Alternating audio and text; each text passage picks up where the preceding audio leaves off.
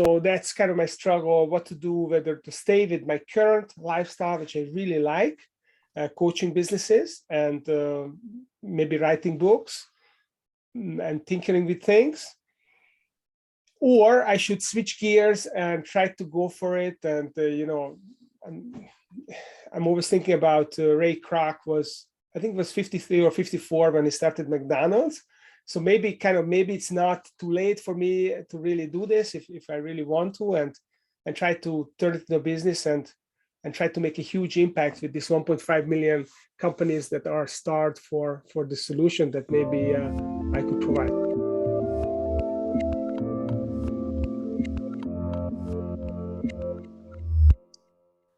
Hey everyone, this is Devin Miller here with another episode of the Inventive Journey. I'm your host, Devin Miller, the serial entrepreneur that's grown several startups into 7- and 8-figure businesses, as well as the founder and CEO of Miller IP Law, where he helps startups and small businesses with their patents and trademarks.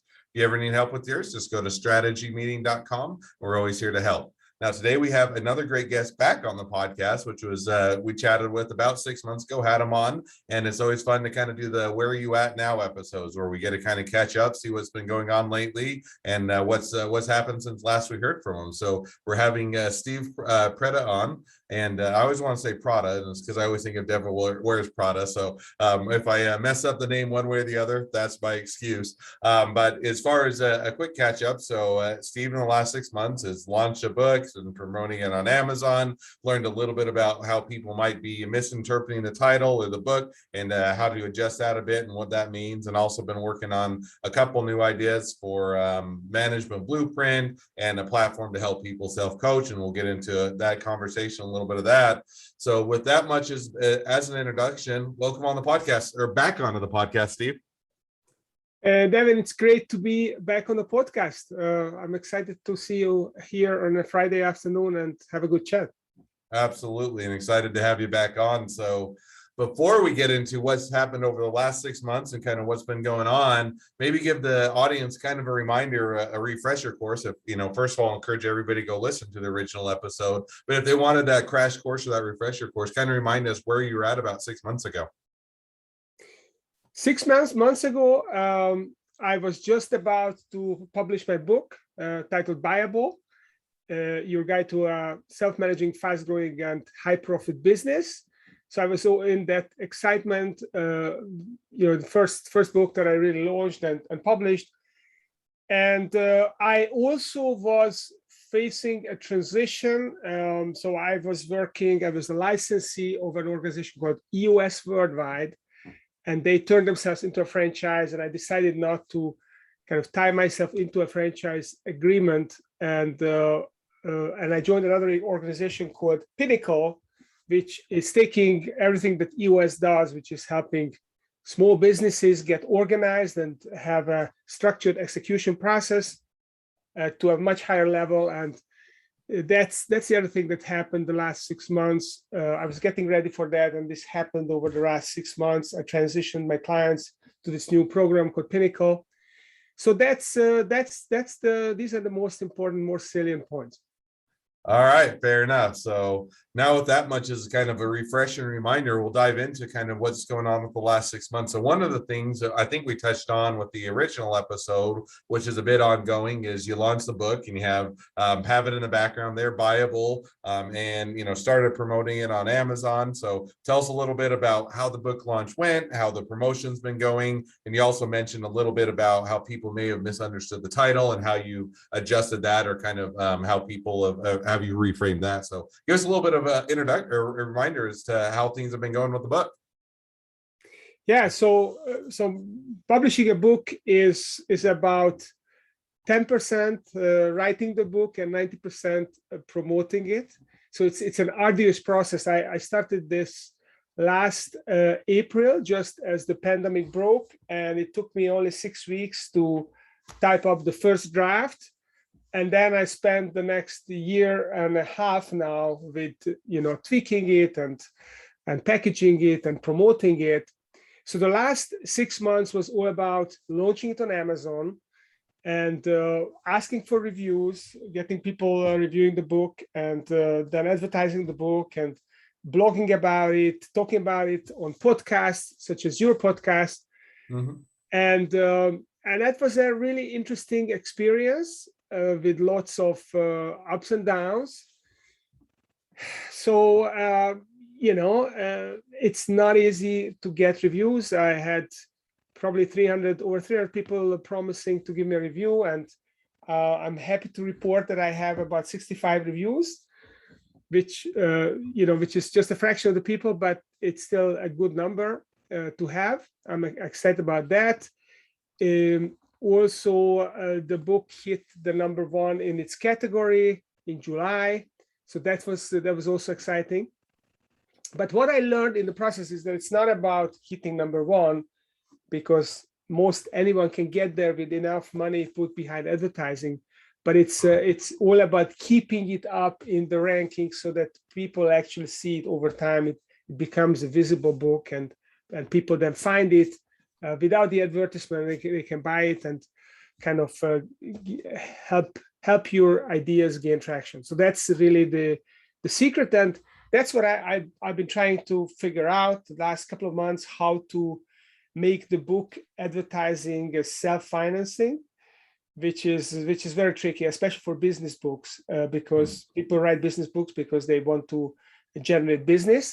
So nonfiction writers, business book writers don't set out to make money on the book, and therefore are willing to actually subsidize the purchase of books. And therefore, it's really difficult to make it self-financing. But I can say that I got fairly close to this, not quite there yet, but maybe I can get like to break even. That would be kind of a dream scenario where I could break even and just let it market itself. So this is where I am with the book. And Now, it's one been question, very rewarding. one kind of follow-up question to that. So, you've got the reviews, and I've done a very light self-publishing book that was more of it's actually with this podcast, with taking some of those episodes, turning them into a book form and kind of making it a fun introduction, but never really got into a lot of the promotion and doing that. So always kind of watched a bit afar as others that I've known have got into the promotion. And it always seems like you have the initial launch, which you do a lot of push and try and do pre-sales and try and get the reviews. And then it's kind of building it out from there to make it more sustainable, ongoing in the long run. Now, I think as we talked a bit before, one of the things you'd found out as you launched the book and people got it and they got into it and further studied it and whatnot, was that there was a bit of a mismatch for at least a portion of them based on the title of the book versus the content of the book. So give people a bit of an insight as to how that transpired and what you learned there. Yeah, so the interesting thing about this book is that it straddles my career as an investment banker. So up until about 10 years ago, 8 years ago, I was an investment banker, and I spent about 10 to 12 years building my own business and helping small to medium-sized businesses find buyers and investors. So I always wanted to write about that stuff, and I did blog and publish a newsletter, so I had a lot of material, and I felt like it would be nice to put in a book. And the last 8 years I spent as a business coach, and I looked at things. I've seen things from a different angle. I was more focused about growing businesses rather than selling them, and I wanted to put these two things together. And the title suggests, what I meant with the title was that the objective is not necessarily to sell your business. It is to make it viable, turn it into a valuable asset that people want to own, and that gives you options. And what some of the people that read the book say, well, yes, I saw the title, but I don't want to sell my business, so I didn't read the book. I was scratching my head. Okay, how could I have change the title to still be able to tell the story about how to make a business sellable, but also to not put too much emphasis on selling the business. So that's just how it happened. And on the other hand, I think Viable has turned out to be a memorable title. So on the negative side, it's sometimes misconstrued. On the positive side, it's it's quite catchy and people tend to remember it. No, and I think so. I think that definitely makes sense. And I can get a bit of the, potential disconnect if they just very quickly thought about it or looked at the title. Maybe they didn't give it much thought, or they didn't, read any of the summary of what it might be about. Then, they're just saying, oh, you're just looking how to exit a company. And so I think that, definitely a lesson to learn as you're launching a book and as you're trying to, it's always hard to guess how everybody's going to interpret things because everybody has their own background and how they might view a word or something or a title. And so it's always interesting to see how people might perceive something differently. Now, one maybe just quick follow-up question to that. So if you were to do it again, so let's go back in history just a bit. You were to redo the title, redo the book, or you're at the beginning of the title in the book, but knowing how people might perceive it or how they might have that disconnect. Is there anything you would change, any lessons learned, or you're just saying, hey, it's still a great title, most people catch it, and for the ones that don't, so be it type of a thing? Would there be anything that you would change or adjust now having hindsight 2020? I would probably put a bubble under the title and say, read the subtitle as well. No, I don't think I would change it. So it's not like a majority of people, but just a couple of people raised this. I had one of my former peers, a business coach, who said, I really would like to refer you a client, but he doesn't want to sell his business, and he doesn't want to be seen to be thinking about selling his business. And this is really a problem that this is the title of your book. And he was very upset about it. But eventually he did introduce me to that person, and they become a client, and it turned out to be storm in a teapot, not really a big issue after all. So I think it's more of a perception thing. No, I think so. And I said, that's always one where, you have to balance, because sometimes you get feedback from people and you have to say, okay, is it a big portion, hey, did I miss the mark and everybody is misconstruing it? And if so, then you're having to say, okay, then I may need to adjust. On the other hand, you're saying there's always going to be a portion of, no matter how well you try and convey it, convey that information and otherwise provide it to them, that people are just not going to get it. They're not going to understand. And I even get that in some of our service-based industry. We do, as an example, we do trademarks, and I'll explain exactly how the process is, what a trademark is, what it covers, what the fees are. And we try and be as comprehensive as possible. No matter how much we explain that, there is still a portion of the clients or potential clients that you'll go through all of that, and then you'll talk to them next time, and it's like they just didn't quite get it, or they didn't understand it. And so you're having to look and say, hey, is it something wrong with our process? Are we not conveying it as well? Is there something we change? Or is there just simply a portion of the population that you're going to have to say, it doesn't matter how well we do it, they're going to still miss it, and we're just going to have to accept that and move on and go for those, the bulk of the people that it is going to resonate with. So I think that, it's one of those that you're always having to assess and figure out. Well, a couple other things that we mentioned that you're working on. So you have the book, been promoting that, continuing to say, let's get a break even, let's make it money, and let's continue to grow that. And then you've also got into a couple other things where you have, one is an idea, and you're thinking about maybe for a next book and some other aspects of the business of a management blueprint.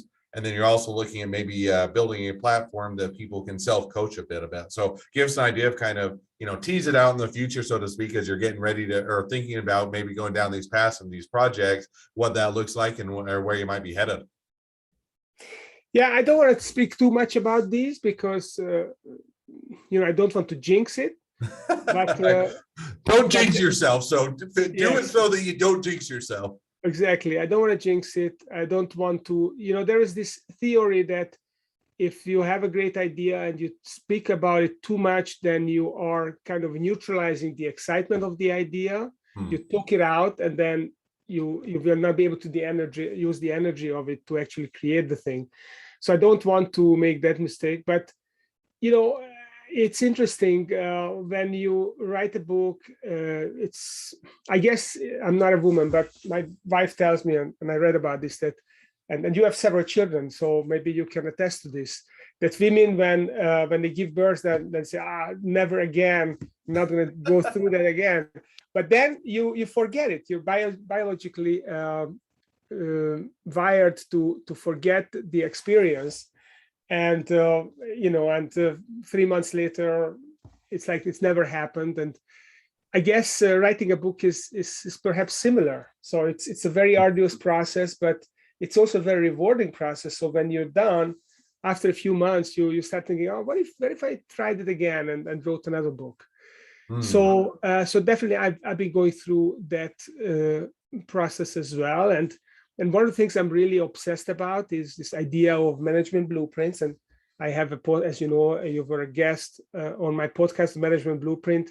It used to be called something different, but now it's called Management Blueprint Podcast. And I am really into this idea of trying to ferret out all those frameworks that people use to build their business. And every guest that comes on, I always dig out something that they use that has not been on the show before, and we can talk about. It's a great resource for entrepreneurs. So I am very obsessed about this idea, and I'm thinking about writing a book about these management blueprints. I write a fair bit about them in this book, but there's so many more out there, and there are different ways of looking at that. So I definitely think it would be an interesting topic for entrepreneurs to be able to know, okay, what are the shortcuts we can take and how to run the business in a more structured fashion.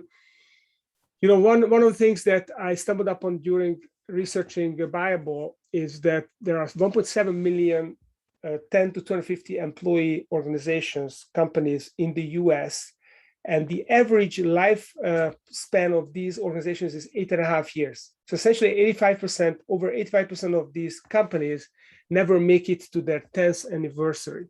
And they dwindle away, they disappear, or they never become a real business. And my belief is that if companies had access to this information, how to organize themselves better and how to structure themselves and align their people and engage their people better, then maybe all of those, or at least 90% of those 1.5 million companies that go out of business, they could be saved and they could go perpetuity into the future. And I made the calculation, it would add 20% to our national GDP. It would be a one-off, and then it would raise our GDP by 4% every year going forward. So we could grow faster than China if we actually fix their issue. So I'm very passionate about that potential that we have to improve companies, and I definitely want to write some books about that in the future. And I also mentioned to you, so with this book, I developed a handful of tools, digital tools that my readers can go online and they can play with. They can figure out what they want to do, what is their ideal life look like. They can figure out what their magic number is, what is the value of their company, what is the value they need to create with their company, and they can do a viability assessment, so kind of an X-ray of where they are and what they need to do to make their businesses viable. And I want to develop these tools into a platform where people can coach themselves and can improve the business by just going on the platforms and playing with these tools. No, and I think that they hit on a lot of things. One of the things I thought was interesting is, you kind of saying, you almost have post-traumatic syndrome of when you write a book. And I would say that there's a lot of things. I think it's a human nature. We tend to remember the good and tend to forget the bad, which is probably a good thing. Otherwise, if all we did was remember the bad things of going through an experience, we would never do something again and we would never progress. And so whether it's having a child, whether it's starting a business, because even a lot of startups are saying, man, that was a lot of work to get a startup up and going and get it stable and get funding and get revenue and marketing and sales. And, once you make the exit, you're like, do I really want to do this again? And then you're like, well, you give it a little bit of time and you're like, okay, I got the bug. I got to go do it again. Got a business getting up and going. And then you get right back into it. So I think that that's kind of a mantra throughout a lot of life is probably a good thing that we only generally remember the good, because that way we'll continue to progress. So I think that definitely makes sense. And it's, and I get the opportunity, you don't want to jinx it, and you're still early on, and there's a lot of things that move forward with the path forward. But I think that it's kind of fun to always see where you think the future's headed, and then whether or not it works out the way you think it does. Sometimes it does, other times it doesn't. So Well, and as we start to wrap up, I always have one question at the end of each of the "Where Are You At Now" episodes, which is a bit different than the normal question I ask at the initial introduction episode. So for the "Where Are You At Now" episode, the question I always ask is, as you start into a venture, as you start into a business or getting something going, or as you're, getting a little bit further along, when you initially start out, you're kind of naive. You think of, hey, these are things that you don't know what you don't know. And so because you don't know and you're naive, things are, you don't worry about things and you don't have the fears that come along afterwards because you don't know them yet. But as you get farther along in your journey, fears start to creep in, and it can be, hey, how do I make payroll? How do I continue to have consistent sales, or how do I do this or that? So all entrepreneurs start to get more fears as they go along now. So with that as an introduction, the question I always ask is, along your journey, what is one of the biggest fears that develop, and how do you deal with that fear? Well, that's a great question, and I do have this fear. And I'm 54 years old, and I told you about this digital platform that I'm kind of playing with. I'm reading a lot of books about it, what to do, and my original idea was to kind of organically do this in a slow fashion. But what I'm finding out is that I can't just do it on the side. It wouldn't work. I would have to dedicate a lot more energy to it. Essentially, I would have to turn it into a startup. And my fear is if I did that and I raised some money, I would become trapped by this, and it would create a lifestyle that I would not enjoy. So that's kind of my struggle, what to do, whether to stay with my current lifestyle, which I really like, coaching businesses and maybe writing books and tinkering with things, or I should switch gears and try to go for it. And I'm always thinking about Ray Kroc was 53 or 54 when he started McDonald's. So maybe it's not too late for me to really do this if I really want to, and try to turn it into a business and try to make a huge impact with these 1.5 million companies that are starved for the solution that maybe I could provide. So that's kind of my fear, and I don't know where it's going to go. I'm still percolating on it. Hey, I think that it's definitely, figuring out the path to travel, the road you want to do, and what that, what is next, and how you want to, go out in a blaze, so to speak. And there's still plenty of time left to figure that out. Is always one I think that it definitely makes sense as a fear, and one that has to be dealt with. So good luck with the fear, and we'll have to see how it goes for you.